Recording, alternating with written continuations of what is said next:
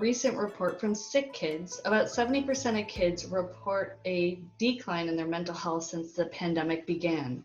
There are high rates of depression, anxiety, irritability, and inattention. One of the tools that families can use to help their mental health is through mindfulness. My guests today are both coaches with backgrounds in working with children, youth, and adults, and they will share with us how to embrace mindfulness for both mental and physical health. Welcome to Beyond the Classroom. I'm your host, Cathy Thompson. My first guest today is Lama Jafari, who is a self-development coach. Lama is an emotional intelligence assessment and a mindfulness without border ambassador facilitator. She uses the neuroscience of leadership as a basis for coaching individuals, executives, and youth. Throughout her life journey, she's come to learn about the gift of awareness for conscious and intentional living through emotional intelligence and mindfulness. Lama lives in Oakville with her husband and her 2 kids. She is the founder of Zoomathon for Fun, an informal platform for women to connect to disconnect. Welcome to the show. Thank you. You're welcome. I'm really curious. I know this is a little off topic, but I'm wondering if you could tell us about the Zoomathon for Fun, about connecting to disconnect. Well, this is an initiative that really came out of nothing, really. It's just a group of friends, intimate group of friends, that we have our mini group that, we try to stay in touch to keep, our connection going. And as the lockdown was taking place, I felt that, the interaction started to slow. There was a bit of, lack of interest.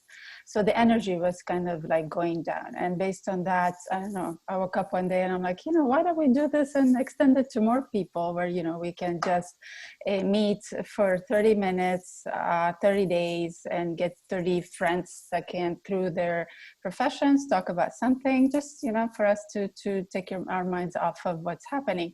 And it's been really fun. We're in our 3rd week. And it's been a lot of fun, actually. There's been a lot of disconnection. Yeah. It's been a lot of fun. Definitely a reoccurring theme through the pandemic, right? About this disconnection. And I know at the top of the show, I referenced a report from Sick Kids, and they were talking in that report, they were talking about, that social disconnection being one of the leading pieces for why kids are developing a lot more mental health problems during this. So I love that you're doing that for, Absolutely. ladies in your community, in your circle. And I think that, not only for kids, it's important for us all to take care of our mental health. Yes. And so today we're talking about mindfulness. Absolutely. Yes. And at your company, M in Motion, you focus on many things, including how mindfulness and emotional intelligence are interwoven. Can you share with us more about mindfulness, what mindfulness is, and that connection to emotional intelligence? Absolutely. So the best thing is to go one by one, right? To understand what mindfulness is. And as many of us have heard and have, practiced, mindfulness is taking us to the moment we're in. Mindfulness is putting everything else on the side and focusing on how we feel and what we're thinking in the moment. And the most important thing of this part of mindfulness, about mindfulness, is the part that is with no judgment. So, we go through our lives, we go through our days, every day thinking about, everything we're feeling, everything that is happening to us. And a lot of times, as we also know, we are our worst enemy because all we do is judge our feelings. For example, right now, I shouldn't feel sad. I shouldn't feel like I have lack of energy. I should be strong. I should be this. So removing the should and going back to basics, to accepting ourselves as we are. So mindfulness, that's what it does. It provides us that safe space where we can just be with ourselves, and in quiet mode. When I mean quiet mode, it doesn't mean, a lot of people think, Cathy, that quiet mode means that you're going to quiet your brain and you're not going to think anything, and that's what mindfulness is, and that's how you reach the height of your meditation. That's not how it is. Our brain scientifically works all the time, like it's on the go. So it's not that. It's just allowing ourselves that little bit of space to be with ourselves as we really are, that quietness, that peace, to be with ourselves. So in a summary, that's what mindfulness is. And mindfulness comes from our inner interests, from how we want. It's not what society wants. It's not what anybody's expecting from us. What we do is we do it for us. Emotional intelligence is pretty much like that. Emotional intelligence, what it does is that it puts us in contact with our emotions. That's what emotional intelligence is, to perceive how we perceive our emotions, how we express our emotions, and how we perceive the emotions of others. So if you can see the relation, they're both coming from something intrinsic, from something that's within us. So how mindfulness helps emotional intelligence is that it brings us that quietness, that peace, for us to be able to reflect on how we feel, for us to separate ourselves from what we have done in so many years of our lives, which is to be on this autopilot state. Right? How many times do we separate ourselves and look at ourselves from that, a bird eye view, and say, how, Lama, how are you doing things? Or, how are you thinking about this?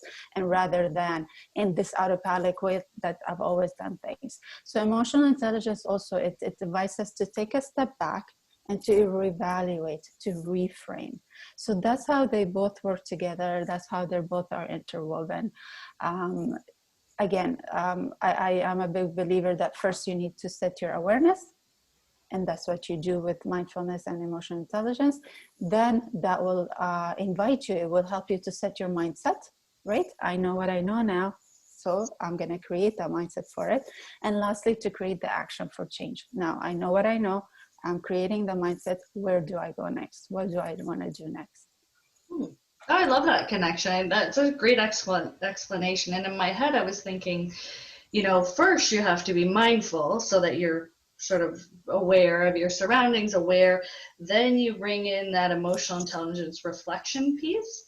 And then you are able, once you're mindful and you're sort of calm and sort of reflecting in the moment, then you bring that in. But I think you were saying it was reversed, actually, where you reflect and then you can bring in the mindfulness. Is that right? Do you think it works? Yeah. So when you are in the moment, right? When you're in a moment of connecting with yourself, connecting with your emotions, with your senses, when that happens, there's an awareness that gets created, right? Mm-hmm. And in that, right, everything else would fall into place. Right.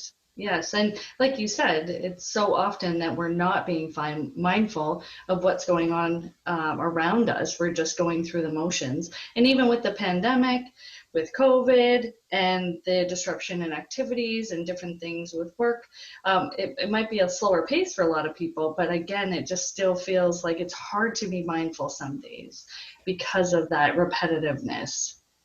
Absolutely. And because of the fear, right? Also, our brain is destined to work with fear. And so what mindfulness does is to calm that fear. Okay, really good. And that would really interrelate to that anxiety piece. I'm just thinking about the mental health components and what's happening right now with the pandemic, and how mindfulness can really help just have this different level of awareness and help with our fears, real and imagined, I guess. Absolutely. Yeah. It helps calm our brain, basically. Yeah, that's awesome. And so you're currently running a program for teens called the Mindfulness Ambassador Program. And one of the topics I found really interesting is that there's a topic in the whole program about the mind-body connection. Can you share with us more about the importance as it relates to mindfulness? Absolutely. So funny enough, our first question or talk was happening, we ended up with fear, right? We ended up with that in that context. So that's exactly what our brain is here for. We're primal, so our brain is its job is to be fear, to keep you protected, to keep you in control, to do all of that. So where that fear, flight, and freeze, we've heard it so many times, comes from that. So that's how our mind is automatically working, right, at all times. So when we bring mindfulness in, it's doing that calming, and our brain works on memory, right, on repetition. So whenever we are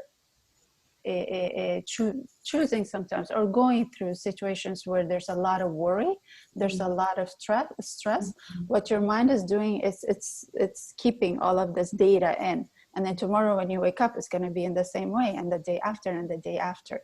So when we're practicing mindfulness and we are inviting our brain to calm down, our brain is the organ, right? The complex organ that is in charge of our emotions, that is in charge of our thoughts. So when we learn through mindfulness to be in that, a clear and quiet state, in return, what's going to happen is that our body is going to feel it. Our mind, our thoughts are going to change.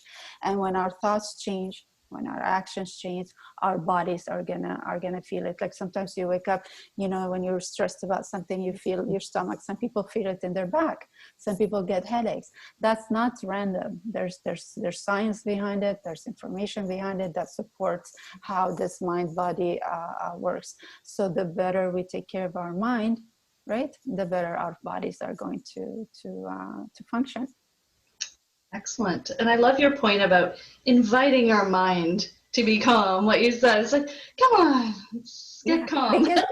You've heard that, I've heard, so many times, don't believe everything that your mind tells you. But your mind is working automatically. It's almost like independent of you. Right. What you're trying to do is that, no, you want to make it dependent on you. I mean, 90% of what we do is from our unconscious mind, right? Mm-hmm. So what we want is to be more on the helm and more in control. And so how can we do that? Is by doing all of these exercises through meditation. And then that's how we say to our mind, we invite it to work together with us. Great. And so before we go today, I would love for you to give some advice to parents at home of teens on ways they can encourage their kids to use mindfulness when they're stressed out.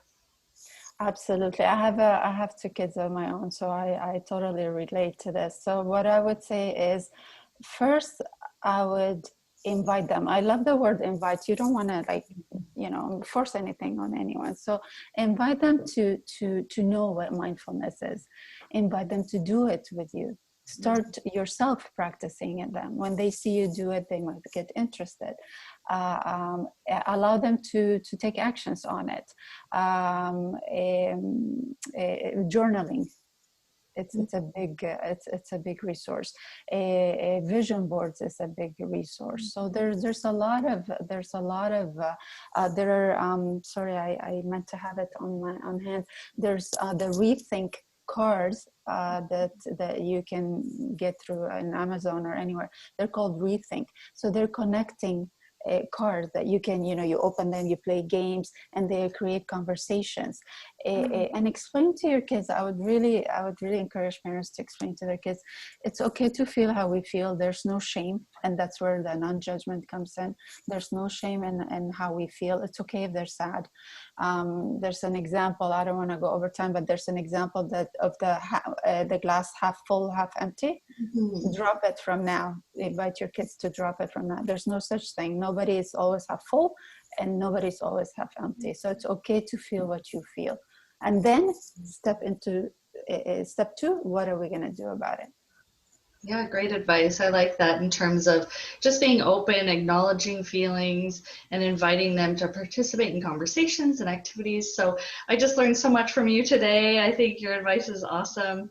And I really appreciate you being on the show. Thank you, Cathy. Thank you for your time, and thank you for your invitation. You're welcome.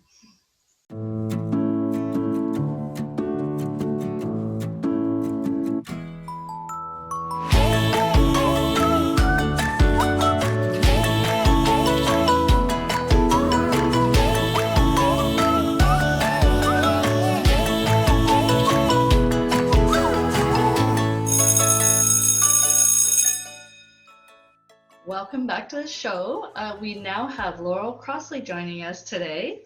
Laurel's work with families has spanned the globe for over 25 years. She's made it her mission to ensure that families are well, mind, body, and spirit. She's the founder of Children's Wellness International and the creator of numerous children's programs, including Meditating Munchkins, Crazy for Crystals, and Yay Yoga. And this all supports children's mental health. Her TV series and podcast, Help, We've Got Anxieties, brings family content that supports family well-being. Welcome to the show. Thank you for having me, Cathy. Nice to be back again. I know, it's been a little while. You were in season 2 talking specifically about anxiety. Yeah, which isn't happening in any family right now at all. No, definitely not. Yeah, I was just referencing earlier on in the program about the Sick Kids report, how it was saying that, you know, children's mental health is really being impacted through the pandemic. And I think it's so important that we're having these discussions and learning these tools to really help children and youth deal with some of those mental health issues, including anxiety. And parents too. Yeah. Can't forget about those old parents. I don't mean the parents are old, but, you know, like have those parents too, because, you know, we are in this together. Mm-hmm. And it's really brought us together despite, you know, all the sort of division on pros and cons of things. It really has brought us together. It's brought families closer together. Sometimes that's a great thing. Sometimes it's like, okay, I've had enough of my family. Yeah. Absolutely. And I know you have worked with kids, adults, everybody under the sun for all these years as a personal life coach, as a speaker. And I'm wondering, the show today is about mindfulness. And I'm thinking that you would be the perfect person to speak about mindfulness and how parents can use that with their kids during this time. Well, mindfulness for a lot of people, like it's a buzzword right now, but for a lot of people, it can be quite intimidating. And so I like to chunk it out. And because I've taught mindfulness and meditation to the 18-month to 3-year-old crowd, you know, if I can teach them the common elements of mindfulness as it pertains to meditation, I can teach any adult. So I think breaking it out and defining it specific to your needs. So mindfulness for me is not having nothing in your brain, because Cathy, I know you, that is physically impossible for us to not have anything in our brain. It means lowering our distractions, taking those few deep breaths in and out, really connecting to your space. You know, I tell children, open your ears, open your eyes, open your hearts, and really become present in that moment, which prevents us from going down the path of anxiety. What if? So just sitting quietly and just breathing. Breath work is really important in mindfulness. And I think I remember you sharing a story about some rubber ducks and little kids. Wasn't that right? You were working with the daycare and teaching them skills of mindfulness. And wasn't there something about a little yellow duck? Well, let me introduce you to a few of my support systems here. And I think I introduced this little fella, Gobi, who has traveled with me from school to school. So really allowing a centering, focusing object to be the center of your distraction. So basically he's super cute, feels great. And he's nice to hold in your hand. So I'm often saying, grab something to hold to really ground you and center you, really something to focus on. So the rubber duckies were sort of the same thing. I have crystals here. This one's specifically powerful, I've been told by children. This little baby. And again, it's that focusing object. You know, close your eyes, look at it, think about what it looks like, you know, hold it in your hand. What does it feel like? So those are simple strategies to stop the distractions, because we are quite overwhelmed by everything that we have to do right now. Online, offline, at home, not in school, confusion. And so even for parents, like you were saying, parents also need tips on mindfulness. So even something that they can hold or focus the attention on. So are there particular tools that you might suggest for parents, or the same things? Well, the same things. And I know I've introduced this little fella before. A Hoberman sphere is great for helping with breath work, you know, breathing in, and just watching it is kind of mesmerizing, isn't it? You know, but taking those deep breaths in, together as a family. And I think that's, if we can establish those patterns early on in life with our kids, and parents are using them and families are using them, they're really great at staving off maybe some mental health conditions that may pop up later in life, you know. And of course, getting away from technology also helps with mindful moments. It must be hard, you know, thinking about the kids doing online learning, right? In different areas, some schools are back to in person, some schools are online, and everything in between. There's now the invention of virtual school where you're always on technology. And so I wonder how kids are coping with that in terms of just being online on technology all day. And is that impacting mental health? Like, should they step away, take a mindfulness break? Yes, yes, yes. And I'm recommending to families, get up out of your space, set aside. I'd love people to create what I call a little Om zone. So a little specific area in the house. So if someone starts to feel a little overwhelmed, pick yourself up, go sit in that corner. Maybe it's got some music, maybe it's got some essential oils, cozy blanket, something to just breathe. So that's a great strategy. For some families, movement is really important. So running on the spot, doing some yoga, getting outside, going for a brisk walk, all of those things contribute to mindfulness because you can encourage game playing. So when you're outside, you know, what do you smell? What do you hear? What do you see? How does it make you feel? Quite simple stuff that you can do. And I love to encourage families to go outside and try a meditation outside and listen to all the sounds as you're sitting. Because when you're walking, it's a little different than when you're sitting. And really just zoning into the family, zoning into the environment that's around the family.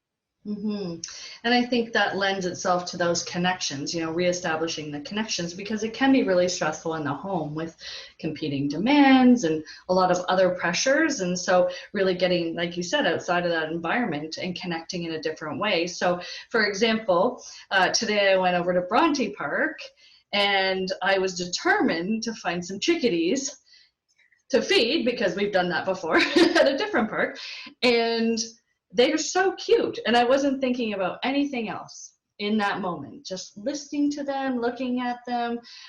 They didn't land in my hand, but that's okay. It was just really, really nice to just be still and focus on all the sounds and the smells and the different things in nature. So I think that that's really important and very refreshing.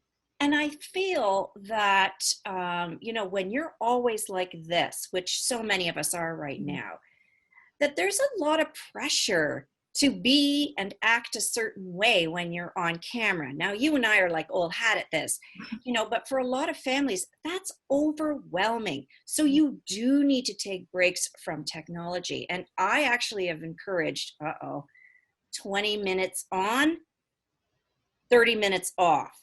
Now, for some people, that's physically impossible, but I have one of my people that works with me, she has a 4-year-old and she's trying to learn at home. So what she's done is she's put a basket of goodies beside her daughter's desk so that when the daughter feels overwhelmed by school, she goes in and she starts playing with Play-Doh and all those things, just to distract her brain and just to bring her back to just being present in that moment.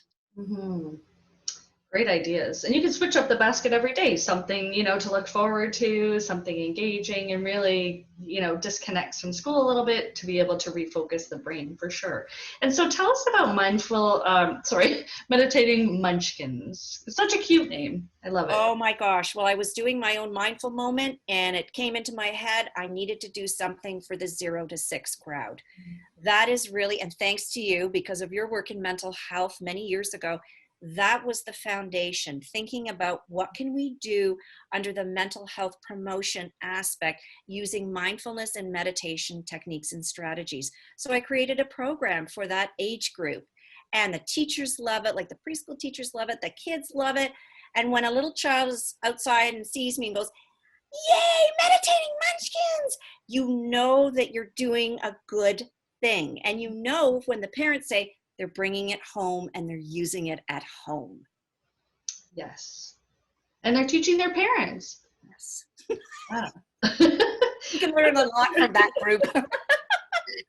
And so you've got Crazy for Crystals is another program we can quickly go over. So what's Crazy for Crystals? Well, I love crystals and I'm crazy. So I decided to create a program called Crazy for Crystals, because what I discovered is that crystals are kind of an interesting phenomena, if I can call them that, where, I use them. Kids tell me that specific crystals support specific aspects of their well-being. And so I let the kids know that, practice with the crystals, pick which ones are you attracted to, go in. And then we actually had a dialogue about which crystals helped with what.